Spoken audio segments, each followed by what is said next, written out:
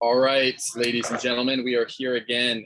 Two dudes on the pathless path, recording our book club for You Are the Happiness You Seek. And Jason Olivia and Tyler Apollody are here to break it down again. You ready, Jay? Ready, brother. And by the way, I pronounce your last name as good as you pronounce mine. It's Olivier, like Sir Lawrence. Did I say Olivia again? Yeah, man. What the fuck? Well, what you should do is actually put a Y at the end of your name. So it's actually Olivier. Okay. So we know. All right. So last week, which I haven't posted on YouTube yet, ladies and gentlemen, I do apologize. We have 2 weeks in the barrel to be posted. We finished in the middle of a chapter, which we typically try not to do. We typically try to make it through a chapter, but we paused in the middle of chapter 9 at about page 74, 75. So we're going to kind of leave off there. We're going to try to get through chapter 9, 10, and 11 today. But given, Jason was 20 minutes late, we'll see about that. Jay, anything you feel, anything you want to address as we approach this week in the breakdown of the book? I'm curious, how are you enjoying the book up to this point in our conversations? The conversations really help me integrate everything that we're learning through the book. Obviously, it's a good weekly reminder, other than just sitting and reading. Because sitting and reading, you can contemplate and be with the teachings fairly easily because you're just there with yourself in the book, hopefully. But when you both have somebody challenge and hear what you're sharing, and you create the vibration through your voice, you're essentially creating an alignment with the teachings, in my experience of how teachings work. So I appreciate that in general, how this is working. How about you?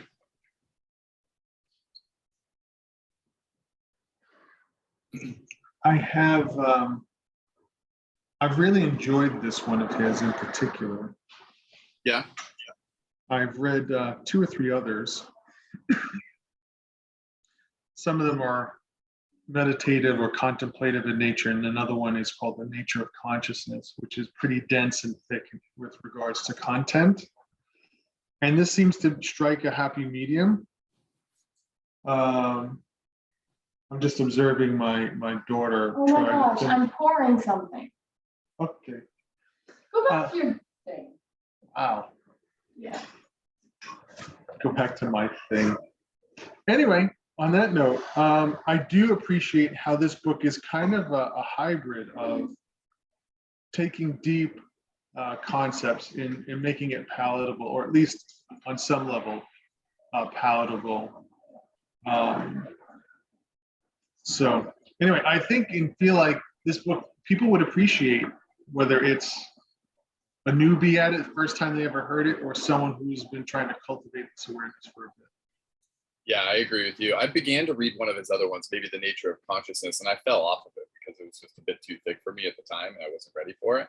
So I do appreciate how the simplicity yet clarity of this book is digestible for me, and I like it. A lot of great examples that he continually uses, analogy, metaphor. I really appreciate it. So I think we'll start at the bottom of page 73, Jay, in the section that is, am I ready to know myself? And the reason why I wanted to start there, one, because this is pretty much where we left off, but at the beginning of that section, it pretty much talks about how somebody's asking a question of, like, how do they apply this lesson when their experience is so intense? The content of their experience is so intense. And the part on the next page, at the top of 74, he says, the awareness that knows the experience of depression is the same awareness that is aware of the experience of being in love or the taste of tea. Even our most confused thoughts arise in the clarity of awareness. Even our darkest feelings arise in the luminous presence of awareness.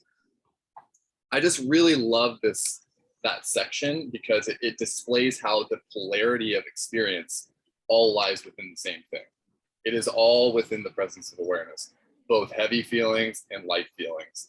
And there's some sort of, if you can recognize that there's something connecting both the hardship and the joy, it's just, I don't know, for me, it's a good feeling of recognizing that this pendulum swings and there's no disconnection here. It's not like I'm losing myself because I'm no longer joyful or happy and I'm now experiencing depression. This is still all the presence of awareness that I'm recognizing within me.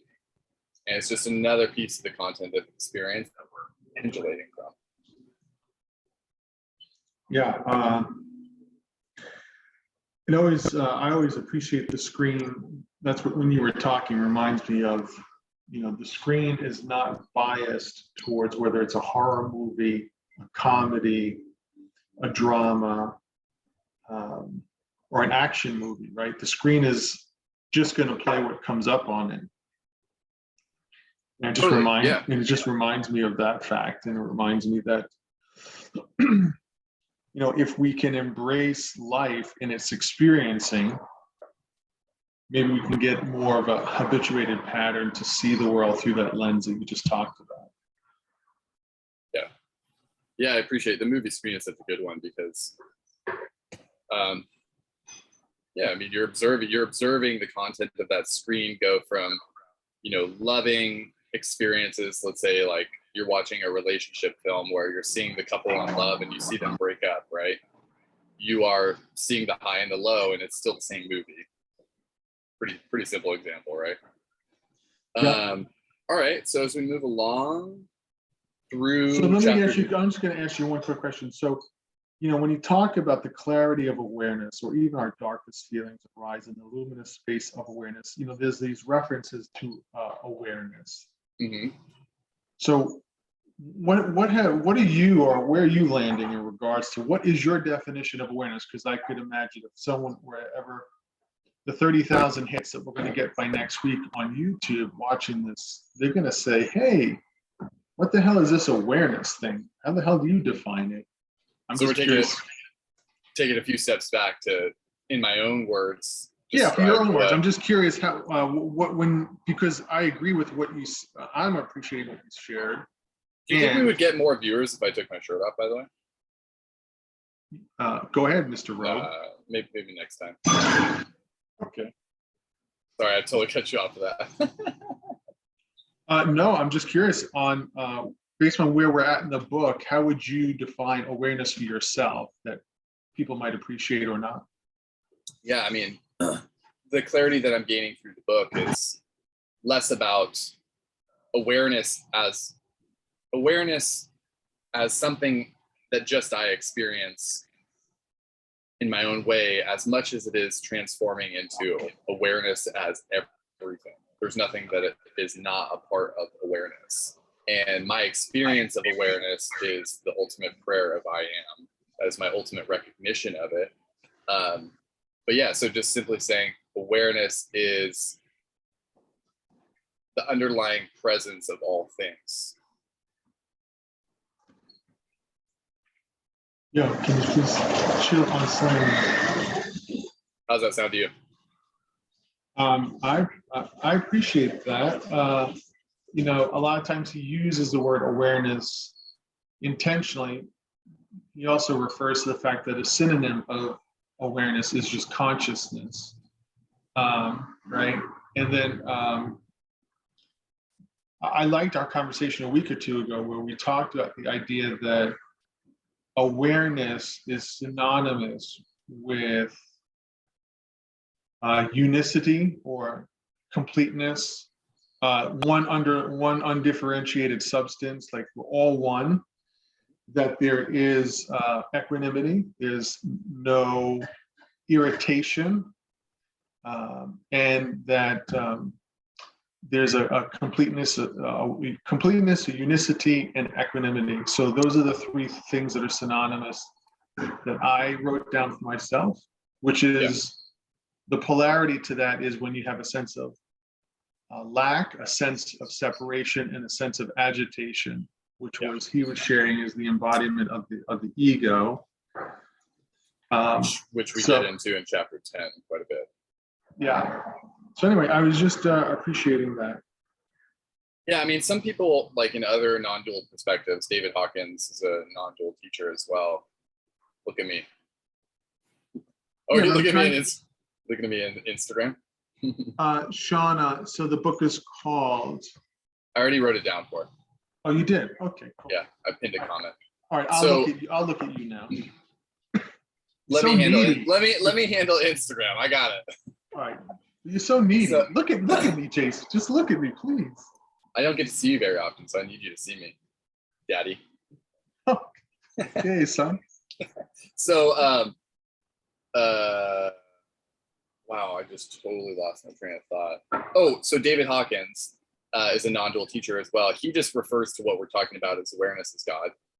You know, it's not necessarily different. It's the I'll nature. challenge you on that, though. The You know nature of- why?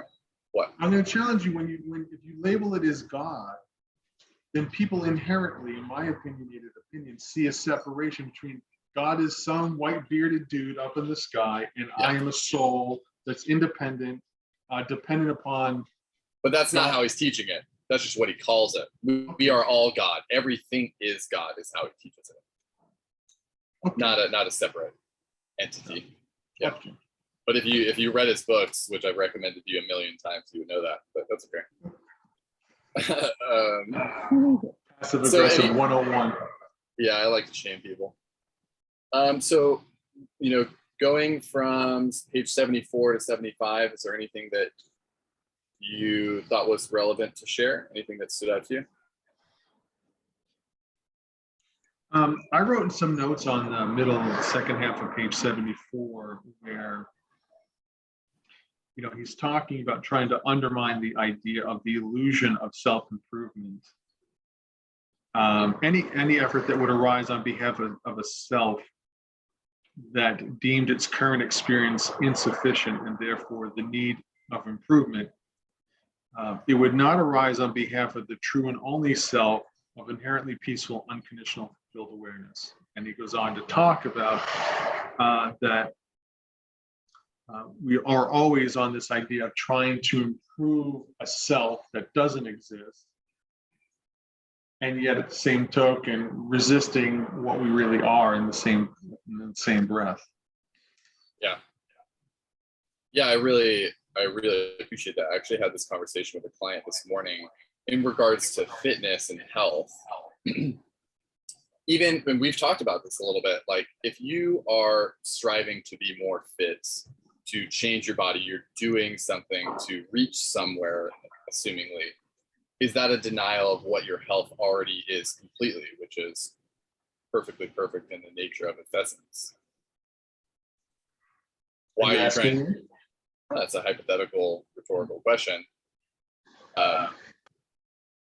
It really comes down to allowing your health, if we're talking about fitness, allowing your essence, if we're talking about a spiritual perspective, to be and not deny it by striving for it on behalf of the ego.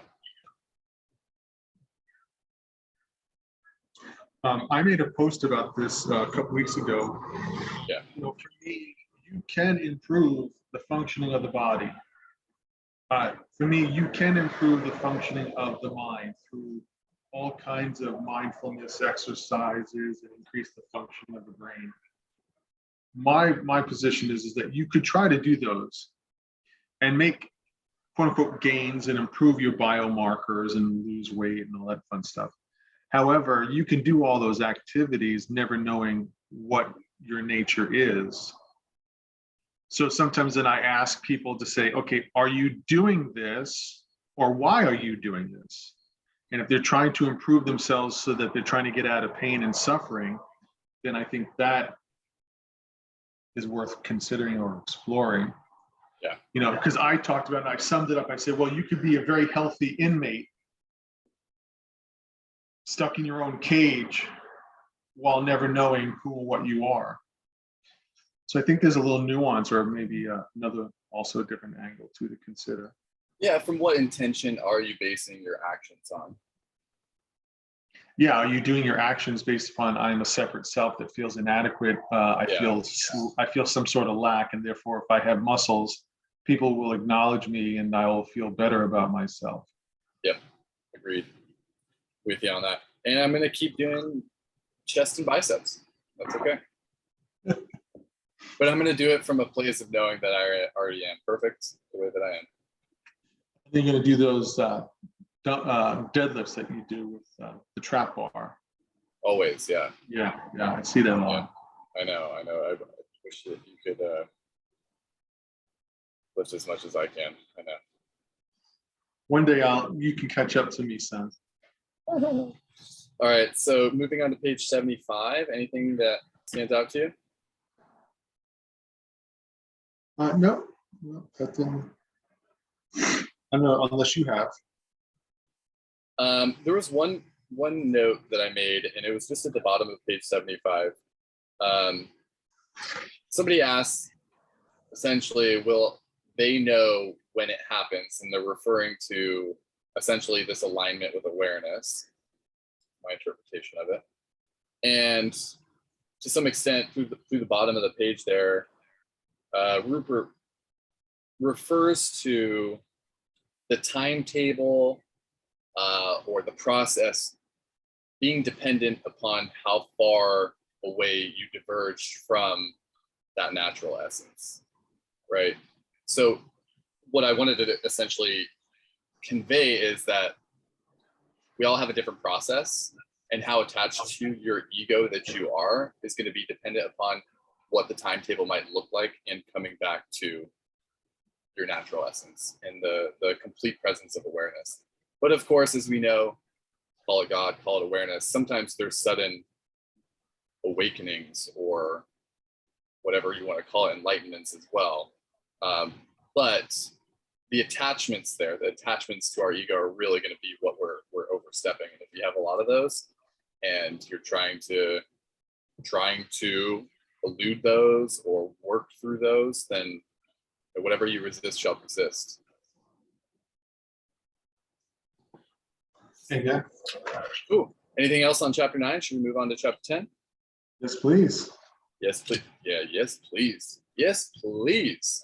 So chapter 10 is called A Belief in Separation. And it's kind of what I was just referring to as some ego parts. And the quote at the top I will read because I actually did like this one, if that's okay with you, Jason. You have my permission, Tyler. Thank you, Daddy. All right, so here we go. The birds have vanished down the sky. Now the last cloud drains away. We sit together, the mountain and me, until only the mountain remains. By Lee Poe. Does this mean anything to you? Why did you like that so much? I have an affinity for the mountain as what it represents to me in general. And what I'm getting from it is essentially that with this sitting silence,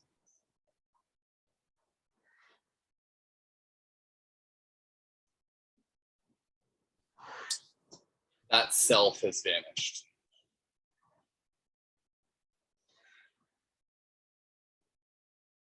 Well said, Danielson. All right. Thank you for the validation. Yeah. All right. So, the first thing that I wanted to note on this page on chapter 10, page 77, he starts to get into a little bit about how awareness seems to be defined by or contained within the limits of the body. And I think we've touched upon this a little bit, but your experience you shared before of having the experience of awareness outside of your body is not a common experience for most people. Like we experience awareness through typically our sensations. But what he's describing is that it's possible to experience awareness outside of the limits of our sensations as well.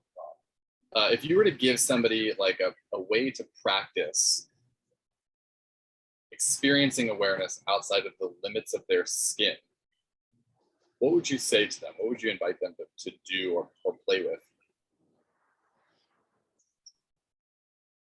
I would invite them to I think the one simple question that he asks a lot is, are you aware of just being aware?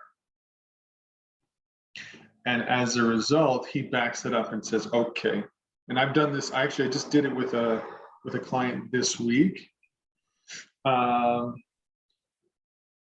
You can then reverse engineer it and say, okay, please be aware of the tingling sensations in your hand, or be aware of any sensation in the body. Okay, and then they draw their attention to that sensation, right? And then invite them to say, okay, be aware of the next thought that pops up into your head, and watch it come, watch it go. Be aware of the next emotion that comes and goes that you experience. Or, look at some object, a bus just drove by, look at an object come and go with your visual eyes and your sense of sight. Then you can ask yourself, now I just want you to be aware of being aware, and not basically don't be aware of something, just be aware of awareness itself, which is free of an object, free of a sensation, free of a thought, an emotion, etc. And ask yourself, am I actually aware of no object content, and just experiencing an awareness that is like a clean slate? And then you can just notice thoughts, emotions, your bodily sensations as mechanisms or experiences that arise within that awareness itself. The other analogy that I really like a lot is another angle to this, is the idea of sleep. Yeah. And the fact that when we go to sleep, we're not consciously aware of objective experience when we're in deep sleep. And yet we wake up feeling grateful that we slept well, and there was an experience that we had, but it wasn't an experience of anything in particular. If that also resonates for you or for anyone who might listen. Thank you for sharing that. And the other thing to consider, there was actually a person who had surgery on their body recently, and I use this example with them. They had a form of they had a surgical procedure done because of cancer. So I said, after the surgical procedure, knowing what happened with the body, I was like, do you notice of yourself being any less of a being than you were before the surgery?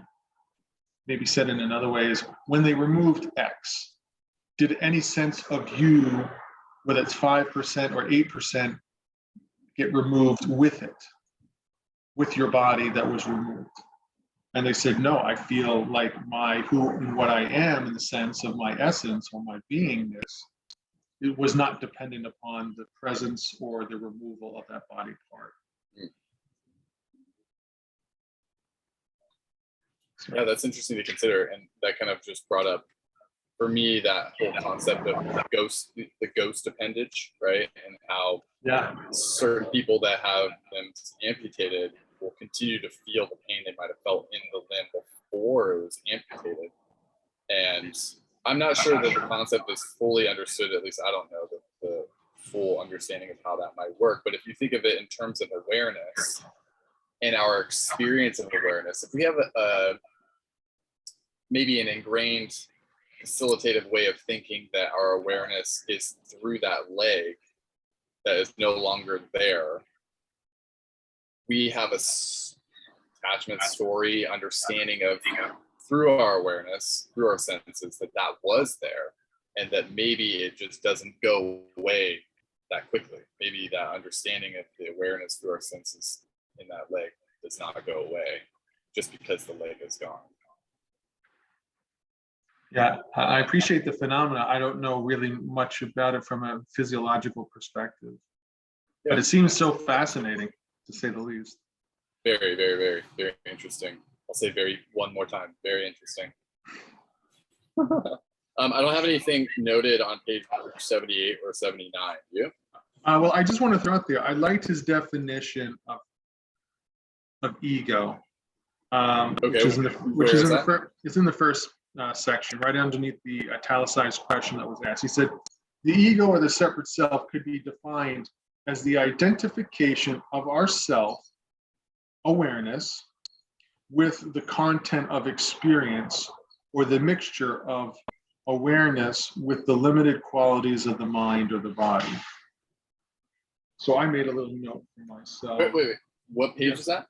That was page 77. It's right underneath the quote you just read. Oh, okay. Gotcha. So go ahead. No, elaborate on it. So I was just going to say, the ego defined as being when I, awareness or consciousness, not Jason, because typically Jason is personality. So when I, awareness or consciousness, identify with a thought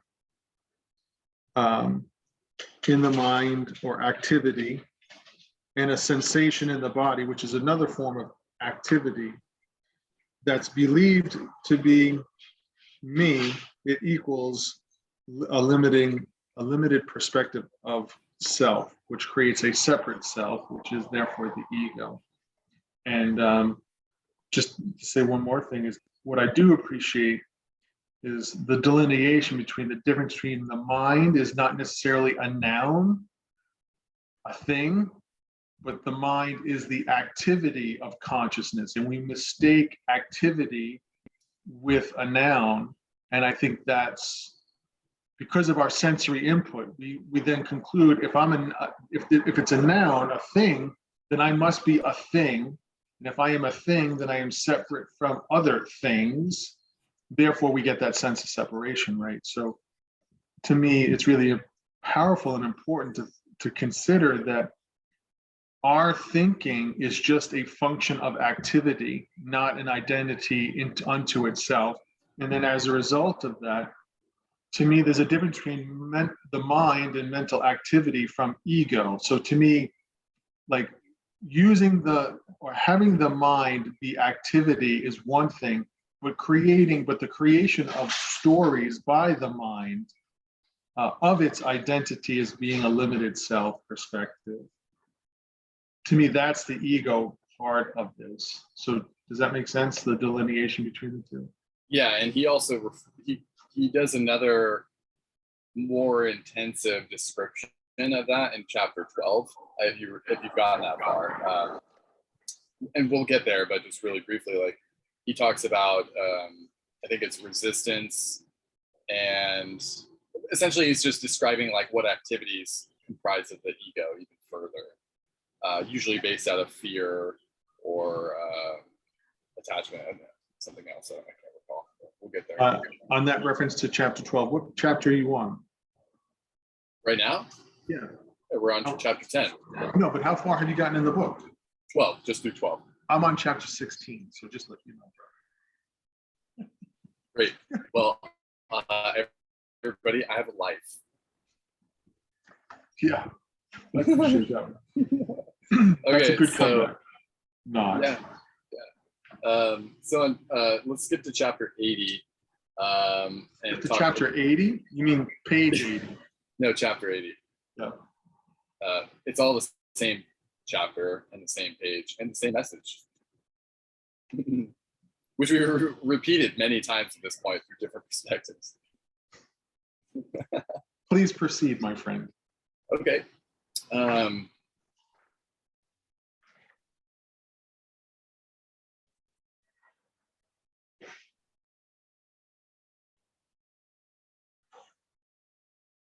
Okay, so yeah, at the bottom of, well, it's really in the middle of page 80. There's a section that I wanted to read. So it goes like this. Instead of understanding that I, awareness, pervade the body and perceive the world through it, we believe and feel that I am contained within limited to and generated by the body. As a result, the experience I am is eclipsed by the belief I am the body. This mixture or identification of unlimited awareness within the limitations of the body creates the illusory separate self or ego. My interpretation of that is this: it's like, just because we are perceiving awareness in the world through our senses does not mean that awareness itself is limited by those senses, right? It is just another content of the experience of awareness that we are identifying with and through safety and so on, attaching to as our perception of the world. Amen, brother. So Amen. we're exchanging our identity of who we are for an experience because it feels more real, so to speak, to the illusory idea of my five senses, my mind. I am my mind, my body. Yeah. I mean, it's difficult. I get it. It's really difficult to let go of the experience of our senses. All we know is that for how many years before we start to invite this concept. Yeah, I would only piggyback onto that to say that's not to undermine that senses are not real and legit. It's just simply saying is to experience them, understanding their proper place, rather than mistaking yourself for the sensation in and of itself. So Yes. Awareness or consciousness is experiencing X, Yes. but I am not in my nature or my essence X. Yeah. So do you ever challenge your clients by saying, let's say somebody is having a really tough experience and they say, I am depressed. Do you ever challenge them with changing the language or inviting them to think about rephrasing that in a certain way? Yes, not all. It's like everything Depending else. on Their willingness to consider something, or sometimes I've thrown it out there for their consideration. Yeah. If somebody's suicidal, don't tell them they're not depressed and they're experiencing depression. Yeah. So I mean, I think it's all how it's navigated, also in part. So, some of the questions that I asked before, I think might be helpful. Challenging to say, well, who is this person that is depressed? Yes. It depends on what avenue level of sensitivity, right? But at the end of the day, it can be really challenging to the ego to, say that your depression is really a figment of your creative imagination. You get a lot of fuck yous. Yeah, for sure. Yeah, be careful with that one, people.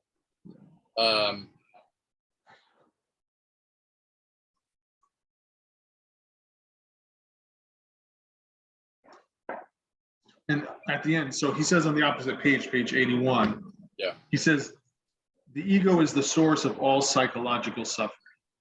Yeah, before that, I actually wanted to note the paragraph above, actually, if you don't mind, first. Yeah. And it's the same, but essentially what he's saying in regards to the source of all this psychological suffering, that the separate self is responsible for only three aspects of our life: unhappiness on the inside, conflict between individuals, communities, and nations on the outside, and the exploitation and degradation of the environment. So if you can it's a practical way of seeing how the ego acts in the world. If you can see both for yourself and others what is happening in regards to these three things, and also carry that into maybe some grace and understanding with how others act, how other things are, and obviously within yourself, it can allow a little bit more ease. Like, oh, this is ego. This is not the essence of this person. This is not the essence of that nation. This is not the essence of me. Maybe a more graceful way of proceeding can happen in response rather than reaction. Cheers, brother. On that one. Yeah. So yeah. And like you said, the ego is the source of all psychological suffering. And I think in chapter 12, again, he kind of refers like, when somebody verbally attempts to harm you or does harm you, well, the experience is harmful for that person. It's not the body being harmed. There's really no threat, no real threat for your safety when somebody says something that could trigger you. But it doesn't mean it doesn't hurt. But it's a perfect example of how that is completely ego that is saying, oh, this hurt. Those words hurt me. It has nothing to do with your body being unsafe. Yeah, I love some of the beauty that I find in his questioning that I've adapted for my own is to take our assumptions and take our ideas that we have floating in the head and really be surgical, like plow into them to the depths that ultimately reveal its nature or its source. So for example, can a thought be in pain? Like, have you ever experienced a thought that was in and of itself, independent of anything else, just the thought as being a source of pain, that it was feeling pain or that it was pain at all? No, right? So in emotion. Well, I mean, it can, because there can be a physiological response, but it is due to the thought and the attachment of the ego to what it represents to them. Yeah, so so my challenge to that answer is just really at the end of the day is the thought independent of our interpretation of the thought? Does a thought of itself have any pain associated with it? No. Yeah. Like if somebody has a thought about you that is bad, but you don't know it, is it actually going to harm you, either physiologically or psychologically? No. It's just arising there, right? I know what you're saying. This is just another example. Okay, because even if you said it to me, a thought is not going to actually hurt you. Yeah, a thought is not in and of itself painful. It's just a thought. It comes and goes, no more than painful than a cloud is in the sky. Same thing with an emotion. Like for me, when you say, okay, fear. So if we were to remove the label that this sensation in the body is fearful, right? So there's an energetic signature or source. We label this kind of emotional state as fearful. So I've done this with myself and with clients. Remove the label of fear and put it to the side, because that's a mental concept about labeling an emotional state, and just be with the emotion. And then ask yourself, does this energetic emotional element or energy painful in and of itself? And I would challenge anyone to try that, and I would invite them to consider, what do they experience? For me, and every client that I've worked with said the sensation, which we normally label as fear, is neutral. It's very benign. It in and of itself is not painful. So you keep on, what I'm getting at is, what I really like is you keep on doing the unlayering of these concepts that we have in our head. And when you really get to the nerve center, it's not there. We just have labeled these concepts. Yeah. That it's painful, it's suffering, it's terrible, it's misery. But when you deconstruct it to its smallest element, it's just simply not the case. So I know, I think that's worth really considering. For sure. Lastly, the ego does not realize that at the deepest level, it shares its own being, not only with everyone, but everything. This belief veils the felt sense of oneness with all of nature, thereby enabling it to exploit, consume, and degrade the natural world with no regard for the consequences. When you are in line with awareness, in recognizing that everything is connected, consciousness is everything, there could not possibly be an exploitation, harmful acts, whatever, anything negative to be acted upon. It's the ego, this separate self, or the experience of the separate self, not understanding or feeling the connection between all that allows for those harmful actions.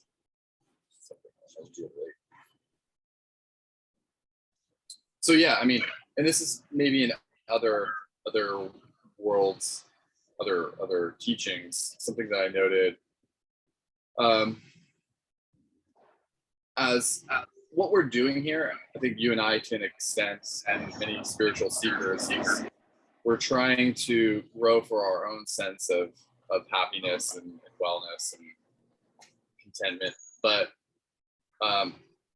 if you can realize that the evolution beyond your own ego solves all problems within the world, and if you focus on that first, then the world will be taken care of after. And what can you really control other than your own experience? So what I'm saying is to everybody, look in the mirror before you look outside to do anything. Yes, sir. Cool. Mirror in the mirror. Anything else you want to know at the end of chapter 10?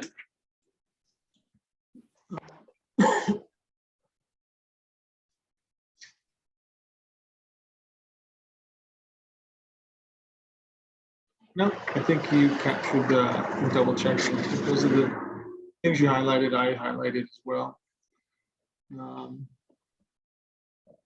Cool.